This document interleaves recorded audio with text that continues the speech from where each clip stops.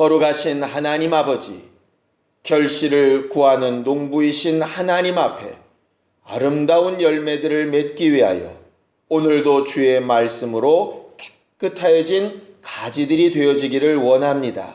말씀을 전하는 자나 듣는 자가 다 성령으로 귀가 열려 주의 음성을 듣게 하여 주시옵시고, 마음도 생각도 하나님 앞에 열려서 하나님이 우리에게 부탁하시고 명령하신 일들을 이루는 사람들이 되게 도와 주시옵소서. 원수들의 방해를 능히 이겨 승리하는 기도의 시간이 되게 하여 주시옵시고, 믿음으로 헌금한 손길들 위해 복을 더하사 하나님의 은혜를 구하고 사모하오니 저들에게 풍성한 생명으로 역사하여 주시옵소서. 예수님의 이름으로 기도하였습니다. 아멘. 하나님의 말씀은 열왕기상 21장 17절에서 29절까지 말씀을 함께 같이 합독하겠습니다. 열왕기상 21장 17절에서 29절까지 말씀을 함께 같이 합독하겠습니다. 함께 읽습니다. 시작. 여호와의 말씀이 디셉 사람 엘리야에게 임하여 가라사대, 너는 일어나 내려가서 사마리아에 거하는 이스라엘 왕 아합을 만나라. 저가 나봇의 포도원을 취하러 그리로 내려갔나니 너는 저에게 말하여 이르기를, 여호와의 말씀이 내가 죽이고 또 빼앗았느냐 하셨다 하고, 또 저에게 이르기를, 여호와의 말씀이 개들이 나봇의 피를 핥은 곳에서 개들이 내 피 곧 내 몸의 피도 핥으리라 하셨다 하라. 아합이 엘리야에게 이르되, 나의 대적이여 내가 나를 찾았느냐? 대답하되, 내가 찾았노라. 내가 스스로 팔려 여호와 보시기에 악을 행하였으므로 여호와의 말씀이 내가 재앙을 내게 내려 너를 쓸어버리되, 내게 속한 남자는 이스라엘 가운데 매인자나 노인자를 다 멸할 것이요, 또 내 집으로 느밧의 아들 여로보암의 집처럼 되게 하고 아히야의 아들 바사의 집처럼 되게 하리니, 이는 내가 나의 노를 격동하고 이스라엘로 범죄케 한 까닭이니라 하셨고, 이세벨에게 대하여도 여호와께서 말씀하여 가라사대, 개들이 이스라엘 성 곁에서 이세벨을 먹을지라. 아합에게 속한 자로서 성읍에서 죽은 자는 개들이 먹고 들에서 죽은 자는 공중의 새가 먹으리라 하셨느니라 하니, 예로부터 아합과 같이 스스로 팔려 여호와 보시기에 악을 행한 자가 없음은 저가 그 아내 이세벨에게 충동되었음이라. 저가 여호와께서 이스라엘 자손 앞에서 쫓아내신 아모리 사람의 모든 행한 것 같이 우상에게 복종하여 심히 가증하게 행하였더라. 아합이 이 모든 말씀을 들을 때에 그 옷을 찢고 굵은 배로 몸을 동이고 금식하고 굵은 배에 누우며 행보도 천천히 한지라. 여호와의 말씀이 디셉 사람 엘리야에게 임하여 가라사대, 아합이 내 앞에서 겸비함을 내가 보느냐? 저가 내 앞에서 겸비함을 인하여 내가 재앙을 저의 시대에 내리지 아니하고 그 아들의 시대에야 그 집에 재앙을 내리리라 하셨더라. 아멘. 우리 하나님은 거룩하신 하나님이십니다. 하나님의 말씀을 성경, 하나님이 거하시는 그 집을 성전, 하나님의 계명을 둔 것을 성소, 그것도 지극히 거룩한 성소, 이렇게 거룩하다는 표현을 계속 쓰는 이유는 하나님 자체가 거룩하게 구별되어 있으신 분이시기 때문에 그렇습니다. 그래서 그 거룩하신 하나님이 절대로 함께할 수 없는 것이 있는데 그게 바로 죄입니다. 죄는 하나님이 용납하실래야 용납하실 수 없는 것이 죄입니다. 큰 죄든 작은 죄든 많은 죄든 적은 죄든 간에 죄라고 하는 것은 하나님의 공간에 절대로 함께할 수 없는 것입니다. 그것을 성경은 너무나도 분명하게 몇 가지 예를 들어서 말하고 있어요. 자, 고린도 후서 6장 14절에서 16절까지 말씀을 잠깐 한번 읽겠습니다. 고린도 후서 6장 14절에서 16절까지 말씀을 함께 같이 합독하겠습니다. 함께 읽습니다. 시작. 너희는 믿지 않는 자와 멍에를 같이 하지 말라. 의와 불법이 어찌 함께하며 빛과 어두움이 어찌 사귀며 그리스도와 벨리알이 어찌 조화되며 믿는 자와 믿지 않는 자가 어찌 상관하며 하나님의 성전과 우상이 어찌 일치가 되리요. 우리는 살아계신 하나님의 성전이라. 이와 같이 하나님께서 가라사대 내가 너희 가운데 거하며 두루 행하여 나는 저희 하나님이 되고 저희는 나의 백성이 되리라 하셨느니라. 그렇게 되어져 있습니다. 거기 믿는 자와 믿지 않는 자, 그리스도와 벨리알, 의와 불법, 이런 것은 도무지 함께할 수 없는 존재라고 말하고 있어요. 하나님께서 이 땅에 율법이라고 하는 무서운 법을 주신 이유가 과연 뭡니까? 성경에 있는 그대로 그 율법으로 죄를 깨달으라고. 죄가 너무너무 무서운 것이니 그 죄를 좀 깨닫고 그 죄의 문제를 해결하기 위하여 예수 앞에 나아오라고 율법을 주신 것입니다. 또 많은 선지자들을 주신 이유가 뭡니까? 죄가 죄인 줄도 모르고 헤매는 자들에게 죄가 무엇이고 그 죄의 결과가 무엇이고 그 죄의 결과에서 벗어나기 위해서 반드시 기다려야 될 구세주 메시아가 있다라고 하는 것을 계속 가르치는 것이 바로 선지자들을 주신 이유 아니겠습니까? 그래서 그 선지자들의 맨 마지막 침례 요한 때 그가 한 일이 자식의 마음을 아비에게로 돌이키게 하는 일, 그 일을 위해서 결국 선지자도 존재했던 것이죠. 예수께서 누가복음 5장 32절에 말씀하신 대로 자기가 오신 이유를 뭐라고 말씀하시느냐? 나는 의인을 부르러 온 것이 아니라 죄인을 불러서 회개시키러 왔다 라고 분명히 자기가 오신 목적을 말씀하고 계세요. 또 예수께서 떠나시면서 내가 아버지께로 가는 것이 유익이다. 내가 가면 아버지께 구하여 성령을 보내겠다 하셨는데 그 우리에게 가장 유익한 성령도 결국 왜 오셨느냐? 성경은 생명의 성령의 법이 죄와 사망의 법에서 우리를 해방시키기 위해서 성령께서 우리 안에 와 계셨다 이렇게 말하는 것이에요. 결국 성경의 역사는 뭐냐 하면 우리를 죄에서 돌이켜 회개케 하는 역사입니다. 우리가 성경에서 영생을 얻으려고 성경을 상고하고 배우고 말씀을 전하고 듣는데 그 목적이 결국 뭐냐? 죄를 깨닫고 회개케 하는 일이에요. 그래서 예수께서 오셔서 제일 먼저 선포하셨던 복음이 회개하라 하시는 것이었고 그의 제자들에게도 계속 말씀하신 것이 회개하라고. 회개하라고. 너희에게 돌아와 회개하면 너희는 용서하라고. 그래야 너희의 회개가 이루어진다고. 그렇게 계속 가르쳐 말씀하신 것입니다. 결국 신앙생활은 뭐 하는 생활이냐 하면요. 회개하는 생활입니다.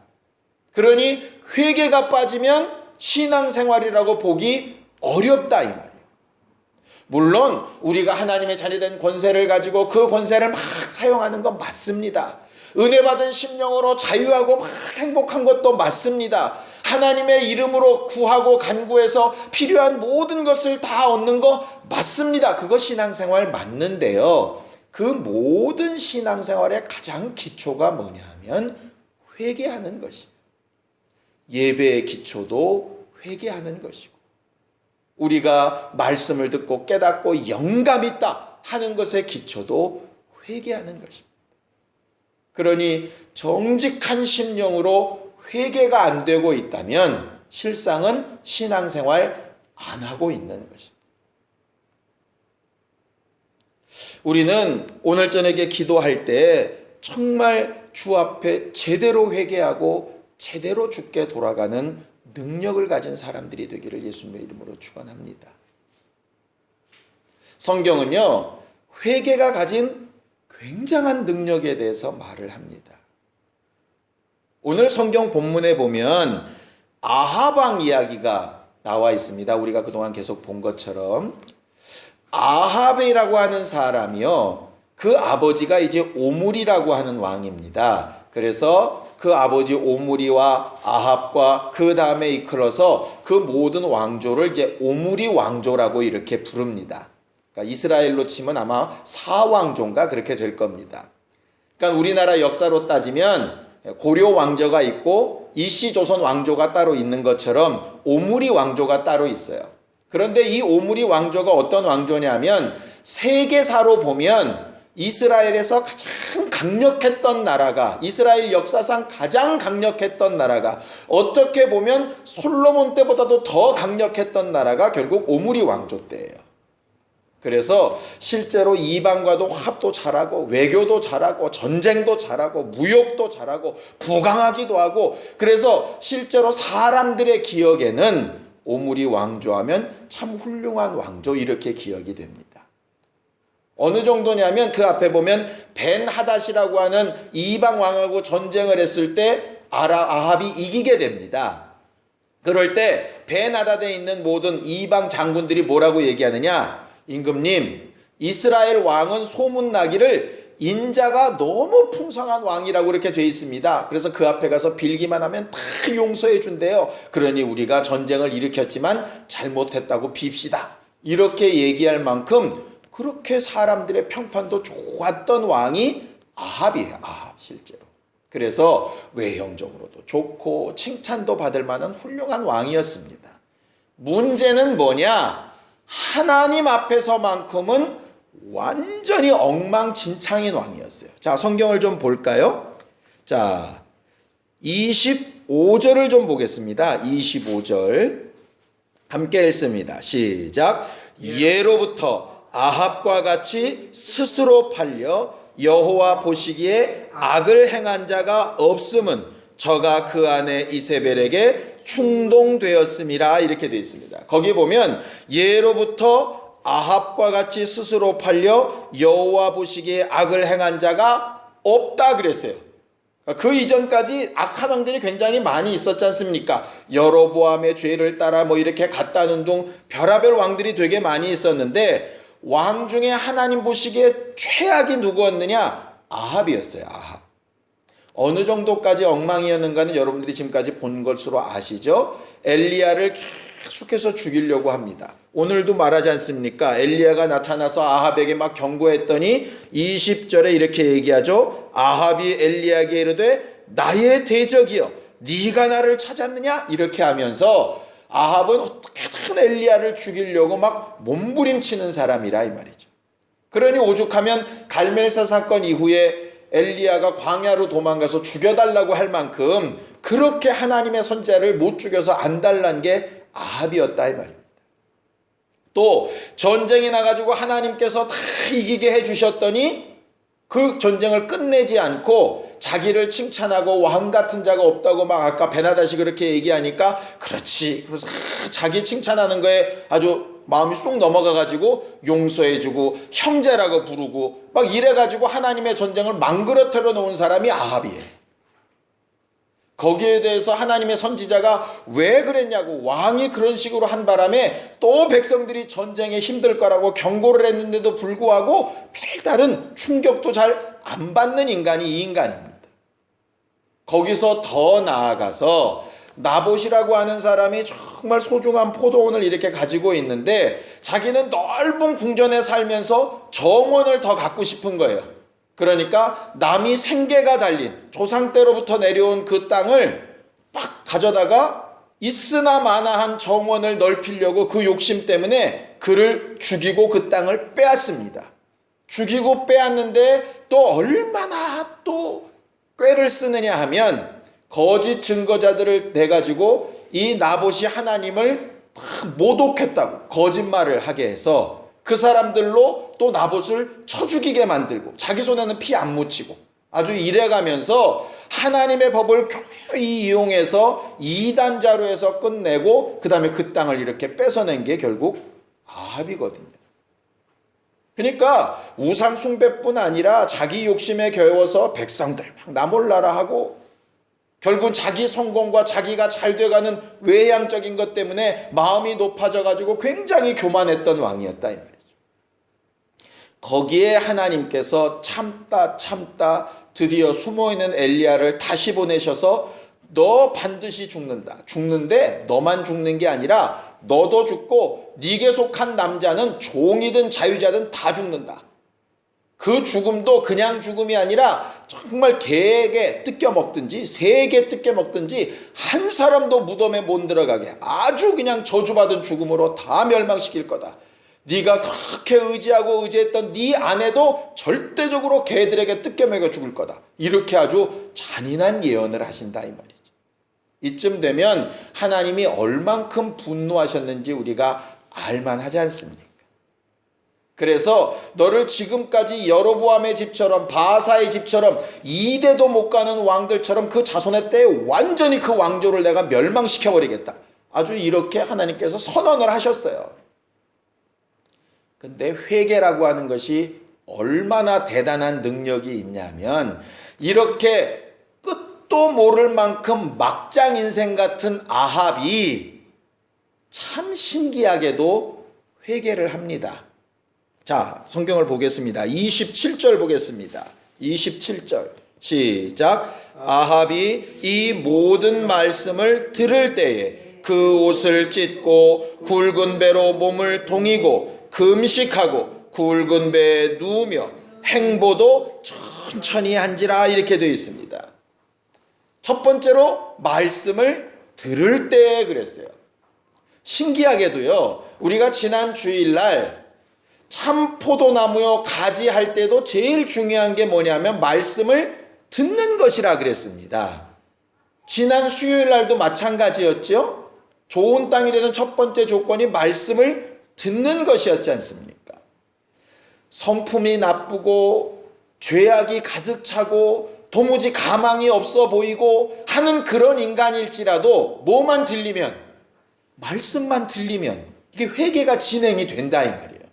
그래서 우리가 지난 수요일에 이어서 오늘도 막 기도하기를 원하는 것은 뭐냐면 말씀이 들려지는 능력. 그것도 남에게가 아니라 내게 들려지는 능력. 이 말씀 누가 들어야 되는 내가 아니라 내게 들려지는 그 능력 말이에요. 아합이 말씀이 들려졌어요. 회개의 첫 번째는 말씀이 들려지는 거예요. 침례 요한 앞에 왔었던 사람들이 회개했던 이유도 그것 때문입니다. 말씀이 들려졌기 때문이에요. 예수의 말씀이 들려질 때 사람들이 회개한 것처럼 말입니다. 그런데 하나님의 아들이 와서 직접 선포하는 말씀일지라도 대제사장이나 서기관이나 바리새인들처럼 말씀이 안 들리면 절대로 회개는 안 일어난다. 결과적으로 회개에서 성경이 말하는 생명의 열매까지 가는 첫 단계는 누가 뭐라고 그래도 말씀이 들리는 것입니다. 그래서 예배 때 말씀이 들리고 큐티 때 말씀이 들리고 성경을 공부할 때 말씀이 들리고 그 말씀이 막 내 안에 들려지는 신령한 사람. 그게 우리가 신앙생활할 때 절대로 놓치지 말아야 될 최초의 목적입니다. 두 번째는 뭘까요? 그렇게 말씀이 정말 들려진 다음에는 그 말씀이 이제 자복하는 것으로 인정돼야죠. 내 죄가 무엇이구나, 내가 뭘 잘못했구나 하는 것이 인정돼야 되는 거예요. 아합은 어떻게 하느냐 하면 옷을 찢고 굵은 베옷을 입고 굵은 배에 이렇게 눕고 그게 뭐냐면 이미 죽은 자와 같다는 거예요. 자기 죄를 생각했더니 내가 아직 숨쉬고 살아있어도 이건 숨만 살아있는 것이지 실상은 죽은 자와 똑같다는 거예요. 우리가 간혹 그런 얘기하죠. 뇌사 상태에 빠지거나 중환자실에 이렇게 산소호흡기만 의지하고 있는 분들 보면 살아도 산 게 아니라고 여기는 것처럼 결과적으로 죄의 문제가 얼마나 크게 다가왔던지 그것으로 인해서 자기는 이미 죽은 자와 같이 그렇게 인정을 하고 자복한다 이 말이에요. 우리가 그렇게 자복하고 우리의 죄를 하나님 앞에 고하고 그 다음에 죄 씻기를 사모하고 하는 것들이 분명히 필요합니다. 주께 고하는 것뿐만이 아니라 혹 속건제가 필요한 것 같은 다른 사람들과의 관계가 있다면 그들과 사화하는 부분도 회개에 반드시 들어갑니다. 먼저는 주께 자복하고 그 다음에 사람과도 화친하려고 하는 것이 반드시 필요하죠. 근데 그렇게 하기가 쉬울까요? 어려우니까 지난 수요일 말처럼 우리 안에 있는 바윗돌 같은 걸 깨뜨려서라도 우리 자존심이나 이런 것들을 좀 깨뜨려서라도 결국 회개로 나아가 갈리지 않으면 결국은 열매 맺지 못하는 사람들이 된다 하는 거죠. 아합은 어쨌든 겉모양새를 바꿉니다. 겉모양새만 바꾸는 것이 아니라 회개에 합당한 열매를 맺으려고 이렇게까지 합니다. 27절에 보면 행보도 천천히 한지라. 이 말은 뭐냐면 원래 뜻은 걸음걸이 하나하나도 조심스럽게 하다. 기운이 쭉 빠져 걷다 뭐 이런 말인데요. 결국 그게 뭐냐면 자기가 자랑할 만한 거, 스스로 옳다고 생각했던 거, 자기 영광 같은 거 다 빼고 그냥 겸손한 상태로 돌아가서 말 한마디를 할 때도 내가 이렇게 하는 것이 과연 옳을까? 행동하는 것 하나도 이렇게 하는 게 과연 옳을까? 그렇게 하나님 앞에 묻듯이 하나 고쳐갔더라 이 말이에요. 나 죄인이래 이렇게 막 우그러져 있다는 뜻만이 아니라 자기의 삶을 조심스럽게 하더라 이 말입니다. 결국 자복하고 또다시 마치 돼지가 다시 더러운데 개가 토했던 걸 다시 먹던 그렇게 돌아가는 게 아니라 삶을 바꾼다는 얘기예요. 습성도 바꾼다는 얘기예요. 근데 그 습성이 쉽게 바뀌겠습니까? 인내로 결실해야 되는 것처럼 계속해서 타고 올라오는 가시덤불이나 이런 것들을 제하는 인내로 바뀌고 또 바뀌어야죠.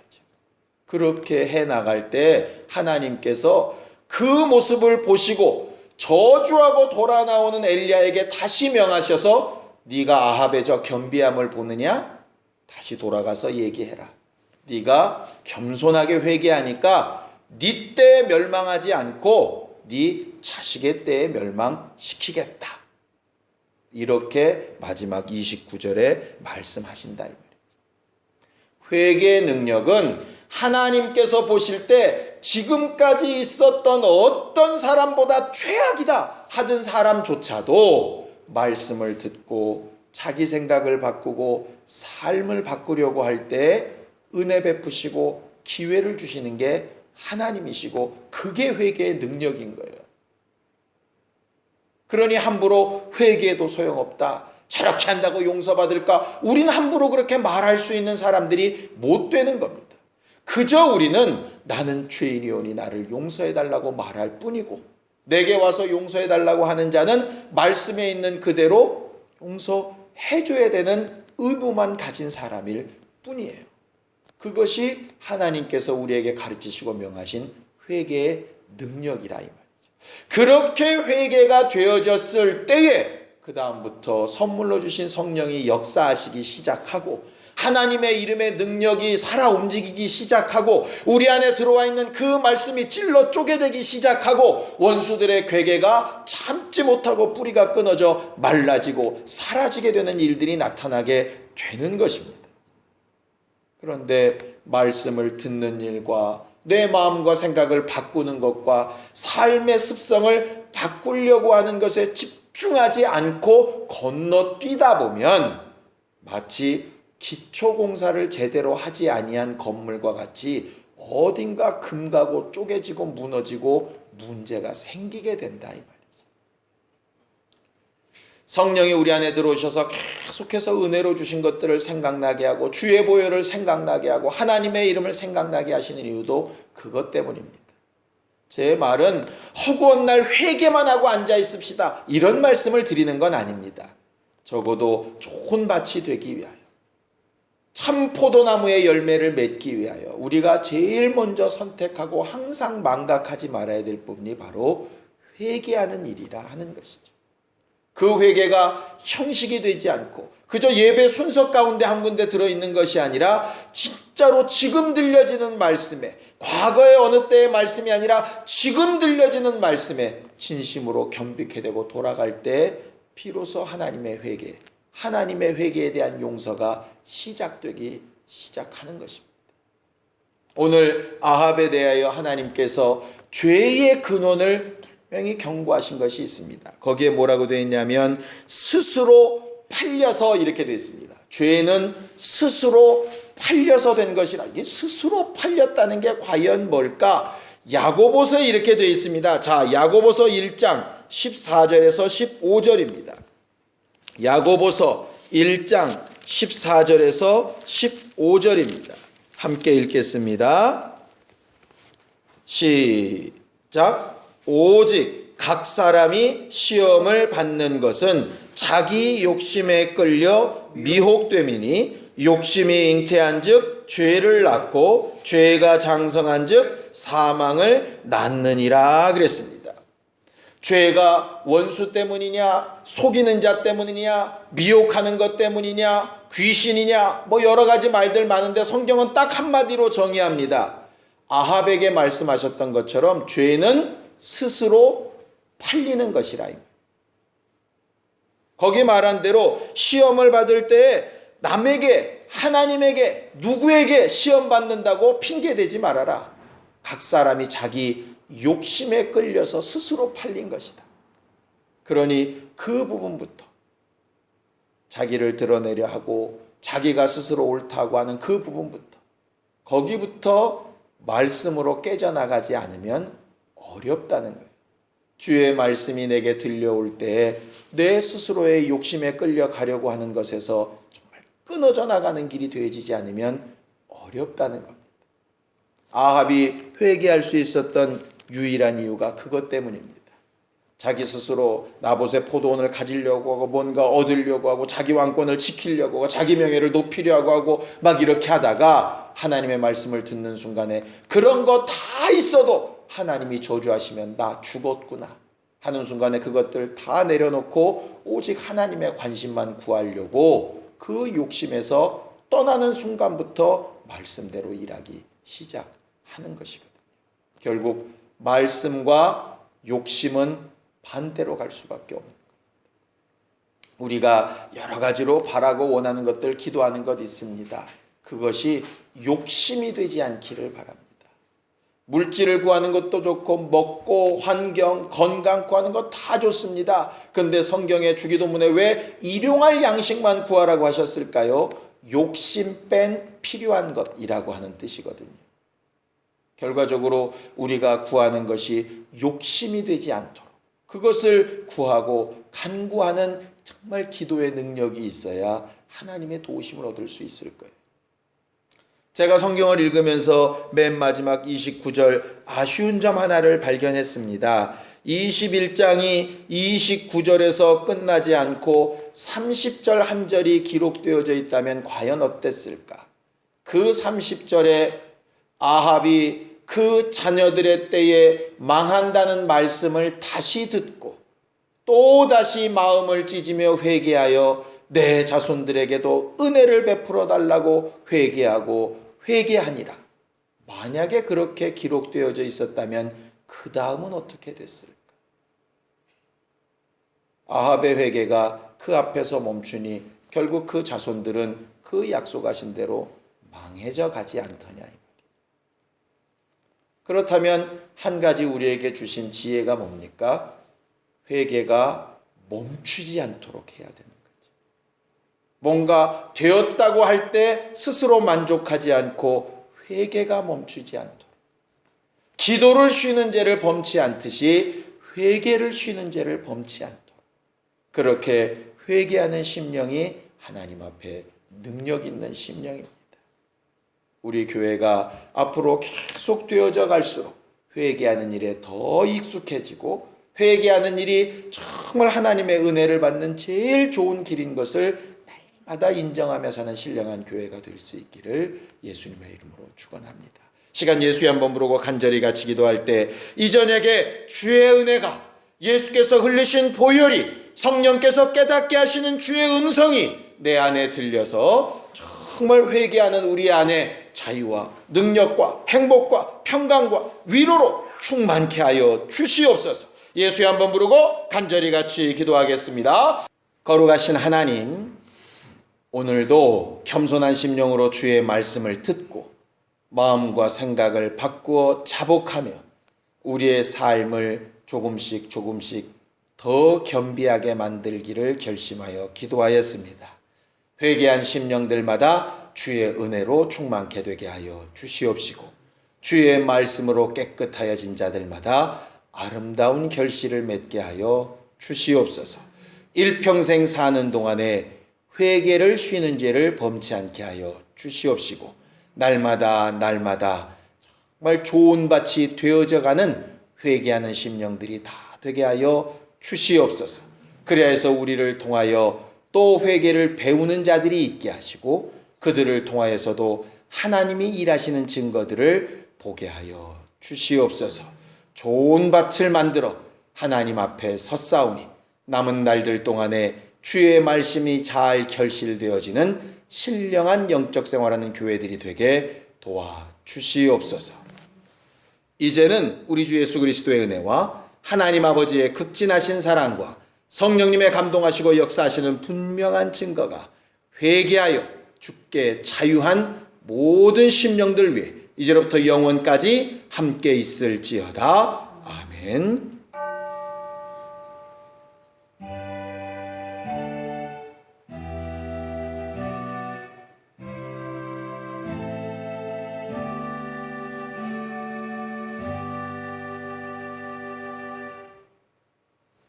우리 기도 들으신 하나님 앞에 감사한 박수 끝내겠습니다. 수고하셨습니다.